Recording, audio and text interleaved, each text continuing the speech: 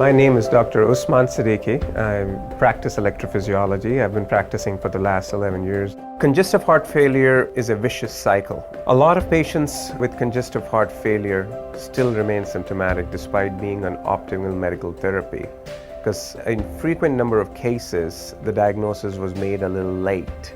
And if the diagnosis was made late, the tissue, which is already fibrosed and dead, cannot be replaced. What we do know is appropriate medical therapy does improve these congestive heart failures, and they need to be instituted at the right time. If a patient is diagnosed early and we are able to recognize the symptoms and initiate treatment early, we try to optimize medical therapy as directed by our heart failure specialists and have close follow-up with those patients.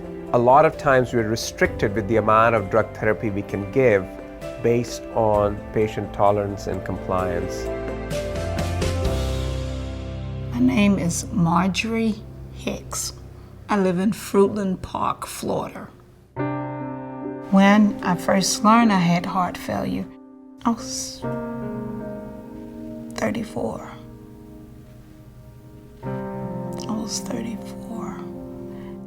I didn't know what was going on, and I always asked why. I first met Marjorie much towards the latter part of her heart failure paradigm. She had already been diagnosed with heart failure for several months, has been on optimal and the best of the medical therapy, but still had refractory heart failure symptoms. She had been on medical therapy for more than 6 months, and she was referred to me for further management of her congestive heart failure symptoms and to risk stratify her for her risk for sudden cardiac death. When I did meet her for the first time, I immediately looked at her EKG and looked at her clinical picture, and she indeed was in advanced heart failure, class 3. Her ejection fraction was in the range of around 25 to 30%, but fortunately or unfortunately, her QRS was narrow, so she was not a candidate for a biventricular device. I had the discussion of impulse dynamics because I knew with the defibrillator, her heart failure symptoms are not going to improve. She's already on maximum medical therapy.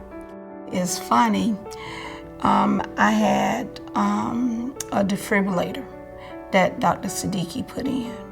He said, "I can make you feel better." I'm like, "Oh yeah? Make me feel better? You gonna give me back my life? Okay, give me back my life." I shared with her my experience with patients with impulse dynamics and how I felt based on her ejection fraction and on her status where she was, that impulse will be a good therapy for her. She decided to go with cardiac contractility modulation, and it proved to be extremely efficacious for her. She was one of our immediate responders.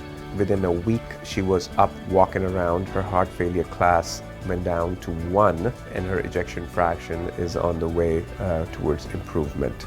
She has had no heart failure admissions in the last several months and feels really good. No, I did not hesitate within getting a second device because I trusted Dr. Siddiqui, and I knew that the defibrillator is not going to make me feel better.